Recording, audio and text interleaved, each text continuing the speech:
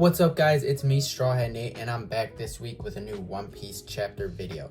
This time we have chapter 1159 titled The Fateful Island.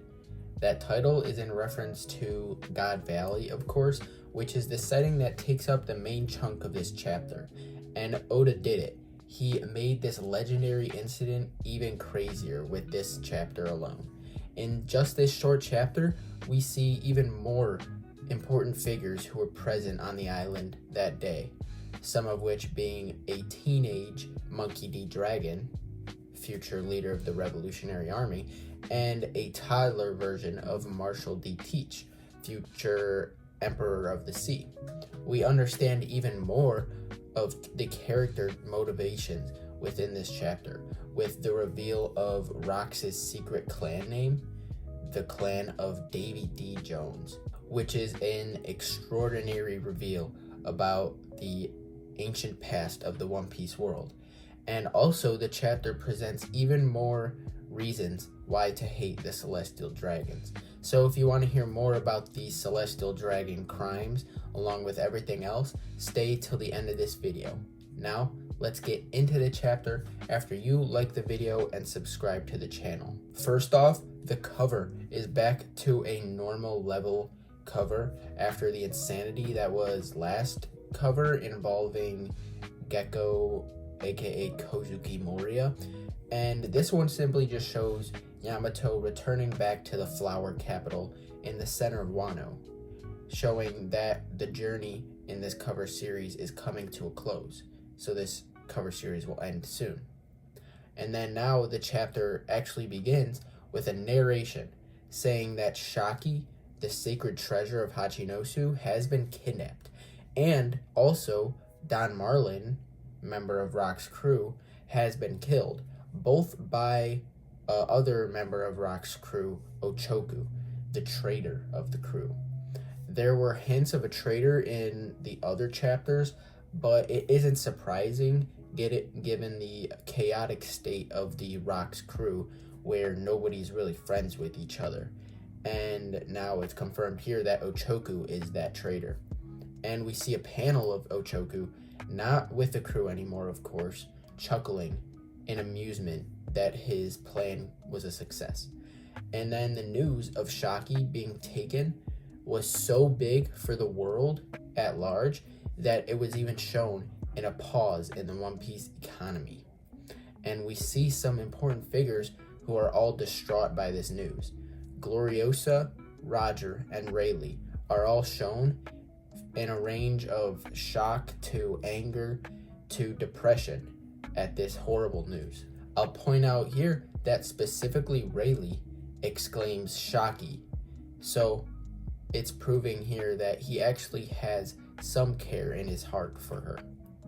Then we cut to God Valley 38 years ago, with the Celestial Dragon human hunting game on the horizon, and St. Figurlin Garling returns to see his twin sons, Shanks and Shamrock, that he abandoned when he left them like 2 years ago when his mission was over. And the mother, the innocent red-haired woman, pleads for Garling to stay with his sons and with her, but he refuses, saying that God Valley will be gone soon anyway, so he can't stay. Then, out of literally nowhere, Garling takes his sword and stabs the mother of his sons. I guess because she no longer has any use to him as a wife. And while she's bleeding there on the ground in grueling pain, Garling rubs in the wound basically, saying that he's found a new woman more fit to be his wife, and that woman is Shaki. We can recognize here that the government probably purchased Shaki off of Ochoku after he kidnapped her, and then they're going to make her a prize of the hunting game, which Garling assures to himself that he's gonna win, so he knows he'll win this prize. And then, separately, we see the citizens of God Valley trying to leave the island in a big uproar. But now there are marine battleships enclosing the island, keeping everybody in. And in the Marines' defense, they don't actually know what they're doing. They're just following orders from the world government, so they're not really completely in the wrong. One of the Marines happens to be a teenage Monkey D. Dragon, future leader of the Revolutionary Army and father of Luffy. And already he is portrayed as a nice Marine, similar to Kobe, because while everyone else is shooting people dead to keep them in the island, Dragon prefers to just use a tranquilizer to prevent them from escaping. And then when he asks his higher-ups about the purpose here, they quickly shut him down. So in Dragon's mind, the situation here is really fishy. And in one of the Marine ships, they're even holding slaves to be delivered as extra rabbits for the game. So that's when we get a glimpse of Ginny, Ivankov, and Kuma, who we already knew were here on God Valley this day. And we're reminded about how Ginny was leaking information about the situation. It turns out that she was leaking this information to a young Morgans, who was still a startup at the time, being only a teenager, but he was still as ambitious as he is now. And the Cypherpole Information Department tried to bribe Morgans into not releasing any information that he just got about God Valley, but it's too juicy of a story for him to sit on, so he has to release it. And Morgans, of course, leaks this stuff, which is an impetus for the entire incident, because this is how Hachinosu and Rocks learn about everything that's happening, about how Shaki is offered as a main prize, and about how devil fruits are offered as well, causing Big Mom specifically to be intrigued. She wants strong legendary devil fruits to fill out her family, and she also mentions to Kaido that he can also get a devil fruit here, which he was wishing for in the past chapters. So then we see a few panels of Rocks, Roger, and Garp, all heading towards God Valley now that the news has broke out to the world. But before we even get to God Valley, there's sort of an intermission, because King Harold stops Rocks on his way, and this interaction turns out to be really, really important. Rocks doesn't want to fight like the government wants them to, but neither does Harold, so they agree to just drink and talk while pretending to fight so the government is appeased. And in this conversation, Rocks reveals his secret clan identity. That is that his name is Davy D. Zebek. He explains to the giant that the Davy clan has been hunted down by the government for centuries, all because of Davy D. Jones, the progenitor of the clan and the ancestor of Rocks. For Rocks, or rather Davy now, he says that he has a wife and a son who now carry the burden of this clan, and they're all located in the clan homeland. And if you couldn't tell, this special clan homeland where his son is none other than God Valley, adding more motivation for Rocks to arrive to the island. The rest of the crew thinks that they're going just to save Shaki, but in reality, Rocks really needs to save his son, Marshall D. Teach, instead. So meanwhile, the two of them are still throwing blows at each other, pretending to fight so the government is happy, but Harold knows that he must let this worried father by, as Harold is a father himself of Loki, and he knows the love he must have for his son. So now we know that Harold wasn't actually there on God Valley, but he was kind of involved in the incident by letting Rocks by to go to the island. In the final double page spread, a ridiculous amount of things happen to discuss. The Master of Ceremonies, standing in the center of God Valley, announces the big prize of the game after all of the devil fruit prizes. So they bring Shaki to the stage, and the Celestial Dragons disgustingly forced her to change into her famous Kuja pirate robes, and they announce her as the Empress of the Island of Women, Shakuyaku.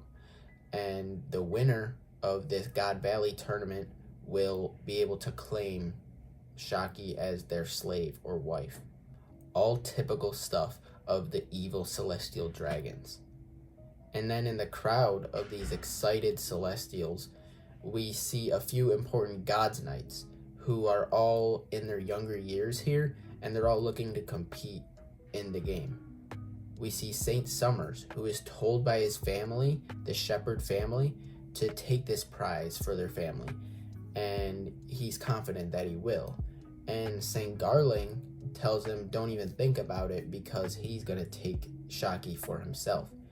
And then the Manmeyer family girl, who we saw previously in the God Valley flashbacks of the past, tells Gunko, who might be her younger sister because she's also a Manmeyer family member, that they now have a chance finally of winning now that Gunko's on their side.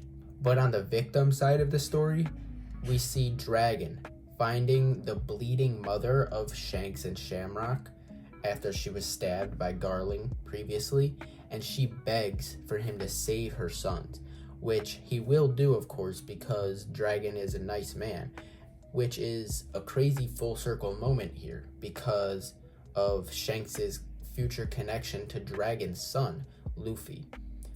From the looks of it, this will also be the moment when Monkey D. Dragon leaves the Marines entirely after seeing the evil corruption of the Celestial Dragons.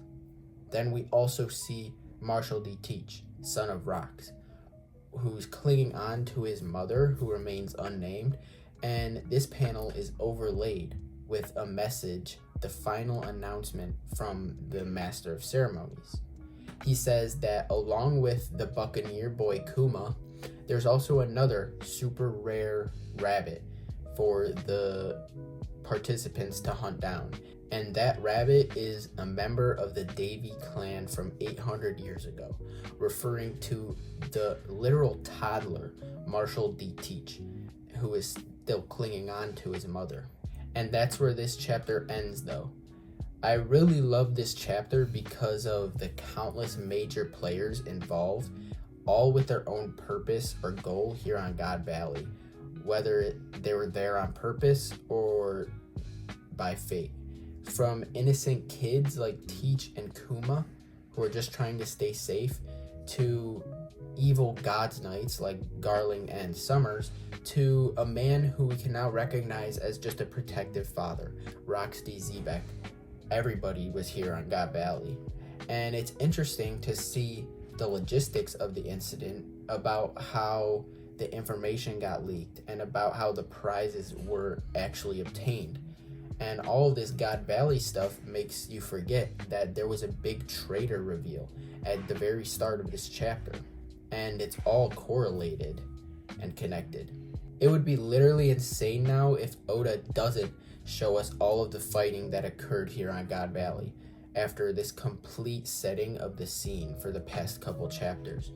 The good news is that there's no break next week, so the next chapter will be coming very soon for us to see these big battles. So if you made it to the end of this video, thanks for watching. Like and subscribe to show your support, and I'll see you in the next one.